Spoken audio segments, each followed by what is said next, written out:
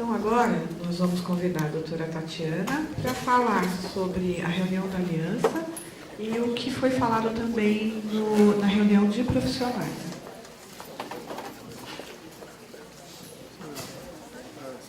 Bom dia a todos. Enquanto carrega.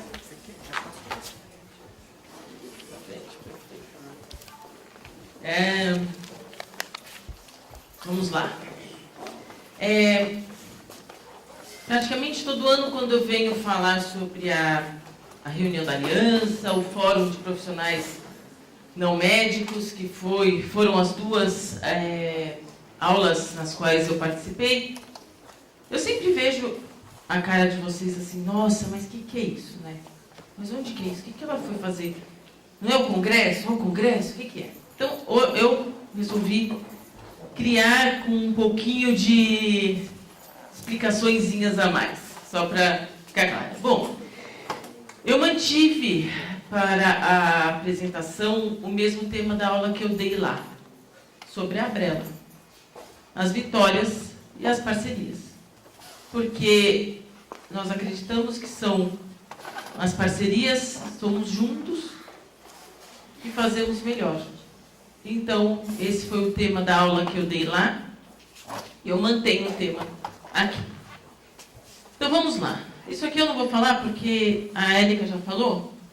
Esse aqui também, só para não... Então, vamos lá. O que é a Aliança Internacional das Associações de Esclerose Lateral? Ela foi fundada em 92 para fornecer à comunidade apoio e troca de informações entre as associações de ELA de todo o mundo. Então, a Abrela faz alguma coisa aqui, a Associação da Argentina faz, a Colômbia faz, a Espanha faz, mas tem que existir algum órgão que una todo mundo. Então, nós, a Abrela, temos vocês como associados.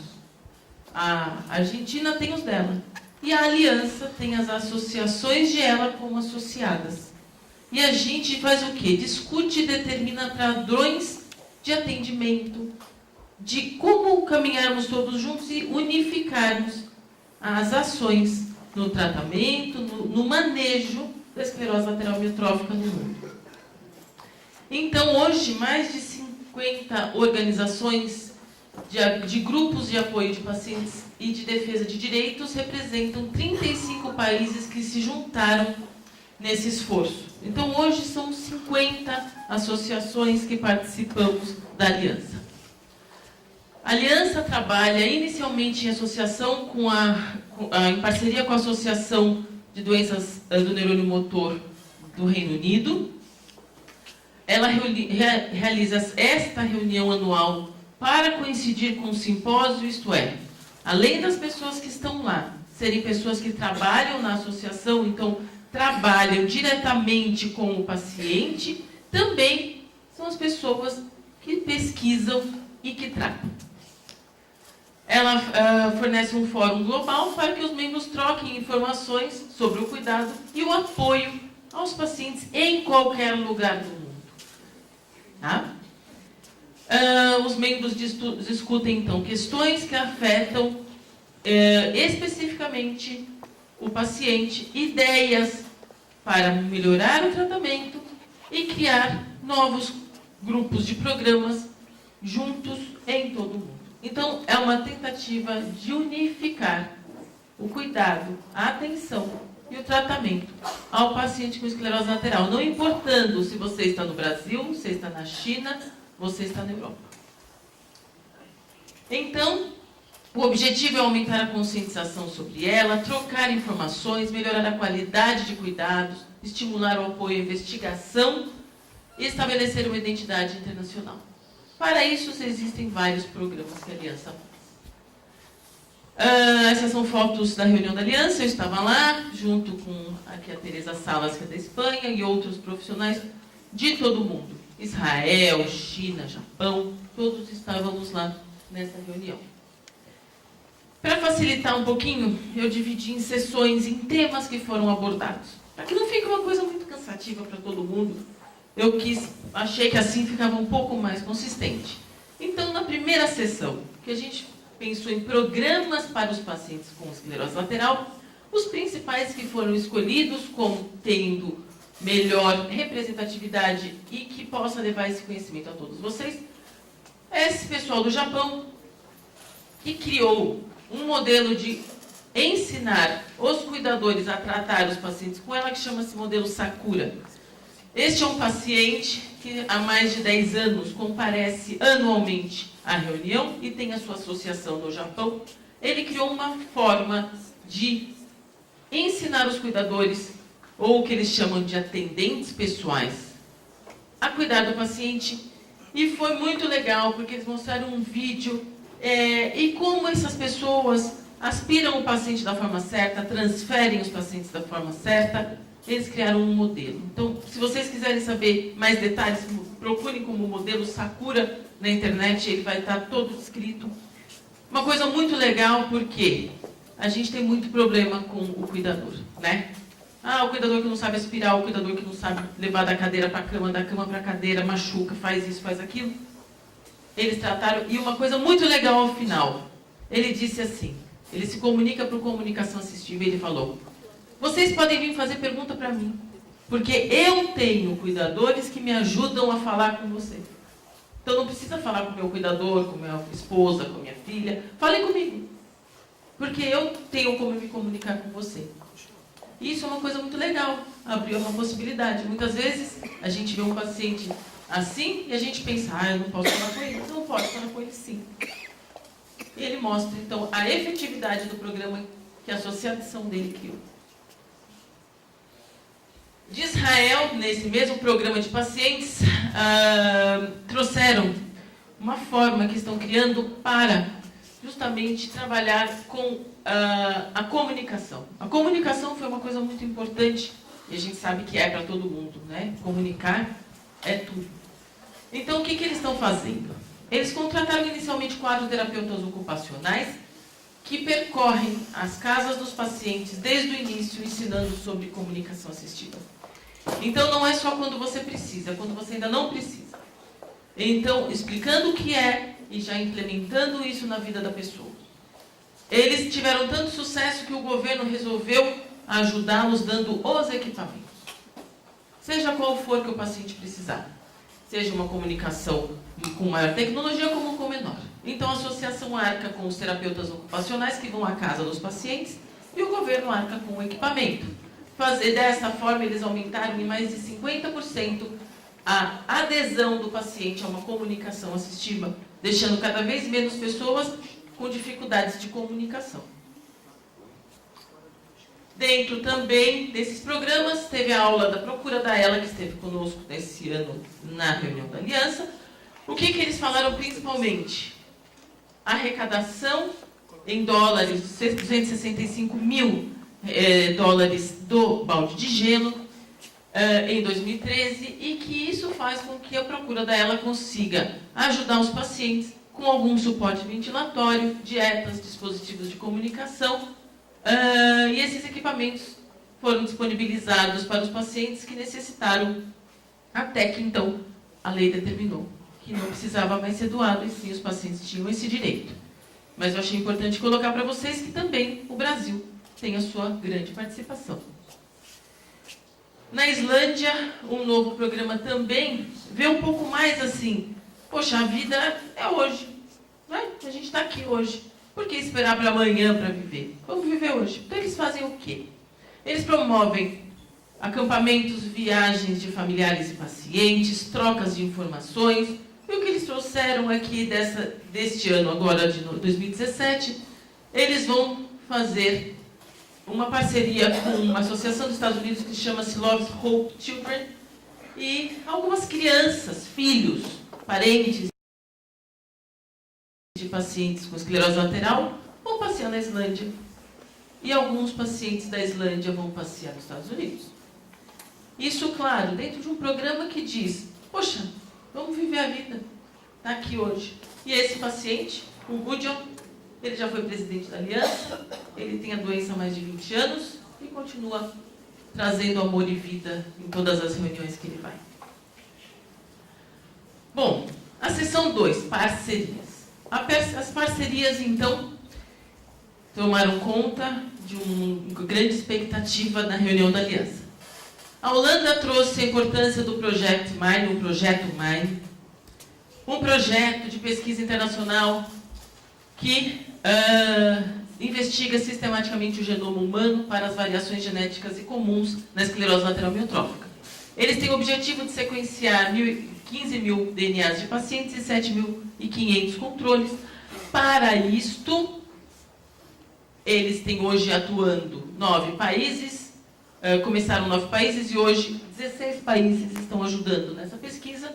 Para isso precisa-se de suporte financeiro. Não é? Sequenciar DNA, tudo isso é caro. Então a Holanda, um dos principais países que estão fazendo isso, estão fazendo algumas coisas como o City Swim, puseram mais de 10 mil pessoas para nadar nos córregos gelados de Amsterdã, pela esclerose lateral amiotrófica. E este ano, o Fitcoin Challenge. Eles mandaram para todos nós, eu recebi na minha casa, um contador de passos. 20 dias antes da reunião. Então a gente saía de casa com um contador de passos. E cada passo que foi dado era uma moedinha que entrava para a esclerose lateral amiotrófica. Dessa forma, todos nós do mundo inteiro recebemos e andamos pela esclerose lateral, até que no dia da reunião, um grupo de 111 pessoas caminhamos em volta do rio, em Dublin, e somamos todos 635 quilômetros andados pela esclerose lateral, e isso reverteu financeiramente para esse projeto do MINE. Aqui é a foto da gente, pacientes, todo mundo. Nós caminhamos juntos pela esclerose lateral amiotrófica. Uma parceria mundial para que a gente consiga um resultado também mundial para os pacientes. Então, estamos aqui nos preparando e aqui caminhando. Mais uma vez, caminhando no frio. Mais uma aula sobre a parceria. Então, as lições, eu gostei muito dessa aula. Uma médica norte-americana foi na África do Sul. Como eu estou falando para vocês, que a gente está falando de mundo, né? Como que os pacientes são atendidos na África do Sul? Tem suporte? Quem cuida? O que ela viu? Que os filhos são os principais cuidadores dos pacientes pela dificuldade de acesso, pela dificuldade de serviços de saúde. Então, os parentes, e quem tem filho melhor de 18 anos são eles. O que eles perceberam? Os filhos mal sabem o que é doença. Os filhos mal sabem o que esperar do pai ou da mãe que estão com essa doença. Eles não sabem o que vai acontecer. A orientação, a informação é pequena.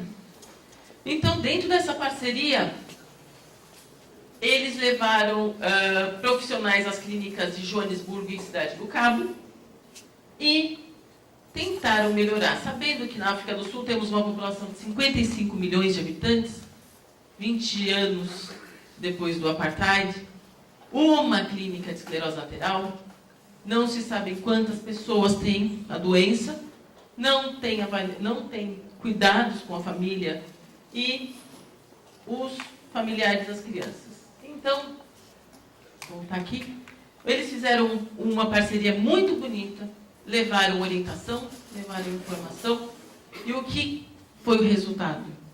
Segurança.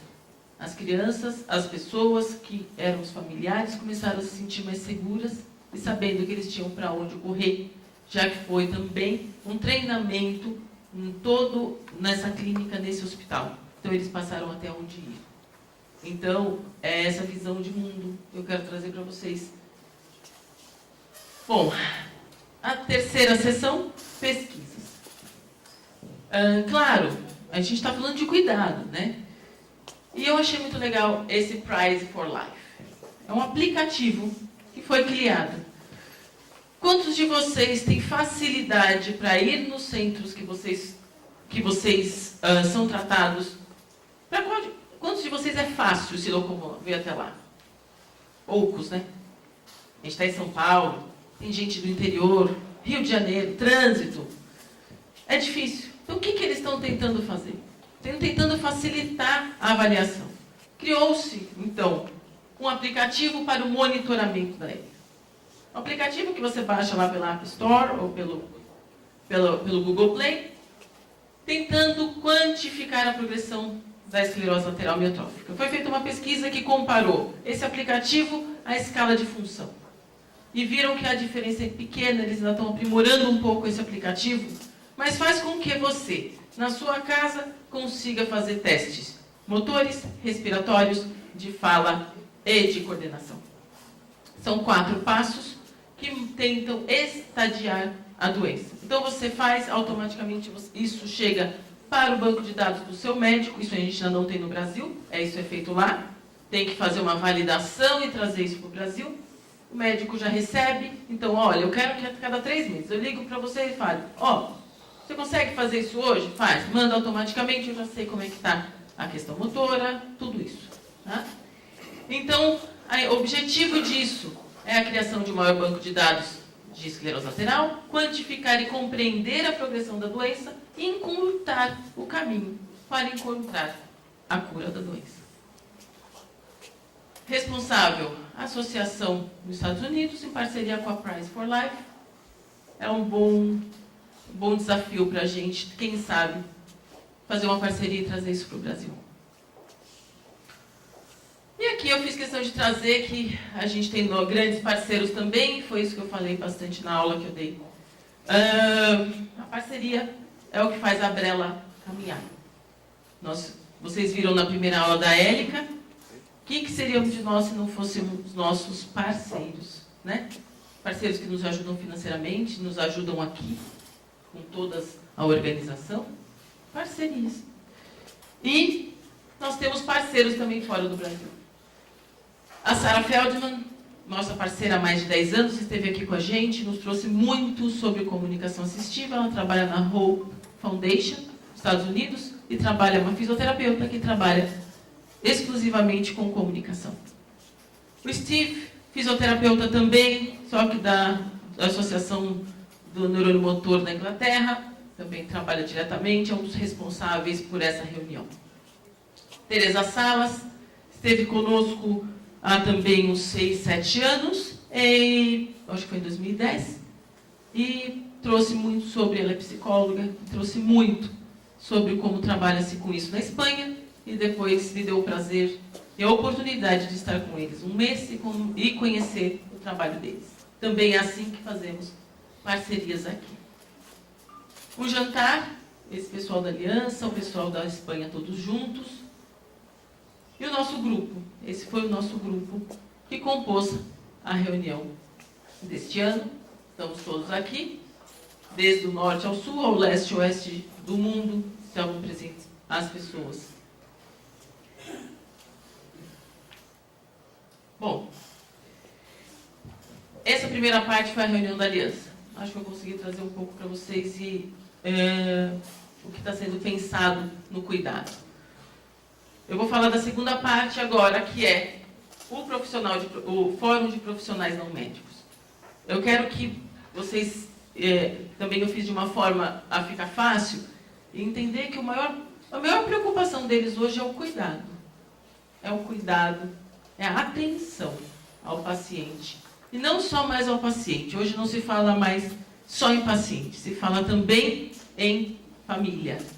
Se fala em tratar a família, não mais uma pessoa. Então, foi o 14º Fórum de Profissionais Não Médicos. É um encontro um dia depois da reunião, um dia antes do simpósio.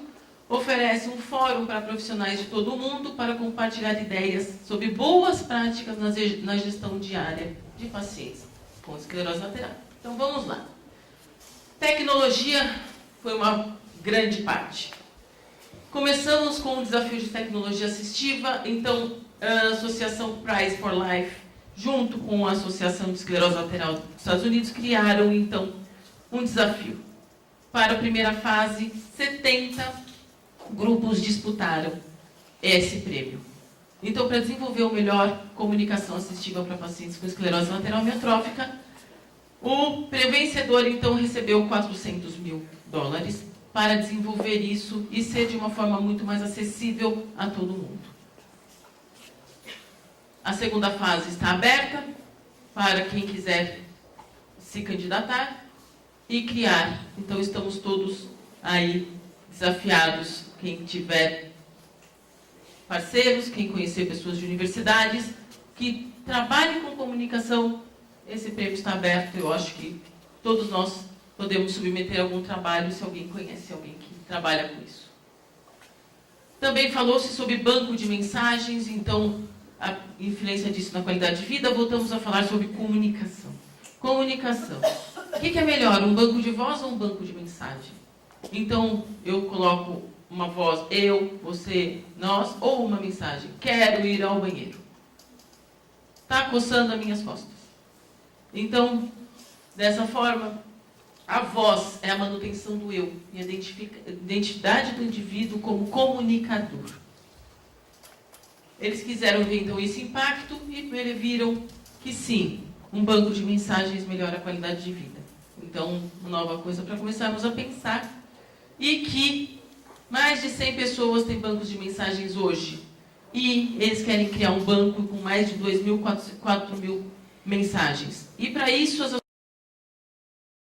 associações estão também trazendo voluntários. Voluntários que gravem a sua voz, para ser mais parecida com a voz de quem já não pode falar. Então, você grava algumas mensagens, algumas vozes, algumas palavras, algumas frases, e isso vai servir para alguém.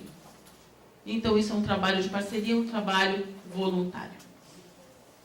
Também, essa criação de banco de voz voluntário, e esse iDrive-O-Matic, que foi, eu acho que uma coisa, foi a última aula e foi muito importante, foi um paciente. Nós sabemos que o olhar pode fazer uma comunicação por um sistema de comunicação assistiva, certo? Hoje já existe isso. Com o olho, com a retina, eu falo e sai uma voz. Mas como? Se eu estou numa cadeira de rodas, eu vou ficar falando e alguém vai me empurrar. Então ele fez uma forma de tecnologia que ele também, junto com isso, existe uma mãozinha que está no joystick da cadeira. Então, se ele fala, quero andar para frente, a mãozinha anda para frente, ele também é independente quanto a manejar a sua cadeira de rodas. Isso, claro, é experimental, mas isso já ganhou um prêmio. E é essa a tentativa de que cada um seja cada vez mais independente. Você possa olhar, mexer na sua rotina, a sua retina, falar, eu quero andar para frente, agora vire para o lado, e uma mãozinha que você encaixa a sua mão, mexe o joystick da cadeira. Isso já é uma realidade, só tem que ser feito em uma larga escala para que isso aumente. Então, este trabalho ganhou o prêmio Hackaday em 2015. Este é o idealizador. Aqui está todo o equipamento, a mãozinha que mexe o joystick. Está aqui. É uma realidade para todos. E é uma esperança para que cada vez a independência seja maior. A seção 2 veio com cuidados e com paixão. Este moço faz parte de uma associação. Então, fala de cultivando a compaixão e cuidando das famílias. Eles dão uma série de workshops para as famílias. Também ajudam com o que seja necessário. E aborda amplamente os problemas enfrentados pelos pacientes e os familiares. E tentam diminuir o sofrimento com a evolução da doença. E perceberam que isso tem sido muito, muito, muito benéfico. Também eu gostei muito dessa aula porque eles falam trabalhar e apoiar a família. Então, mais uma vez, olhando para as crianças, olhando para a família, o foco foi o apoio às crianças e ajudar os jovens a construir a resiliência e a alcançar um pleno potencial. Então, eles trazem uma gama de formas, panfletos, site, reuniões, workshops, que são feitos para as crianças, para os filhos e para os familiares. E com isso, as pessoas vão se sentir mais tranquilizadas de que o bem-estar dos seus filhos está sendo levado em consideração. Então, não só a associação olhar para os filhos, mas ver como o familiar, hoje, que tem esclerose lateral, se sente mais tranquilizado do filho estar amparado, do filho estar consciente e estar também tranquilizado. E mais o que eles chamaram de termômetro de alerta aos cuidadores. Então, são workshops para saber como que está esse cuidador. Como que está o cuidador? O cuidador, muitas vezes, é o familiar. Como que ele está?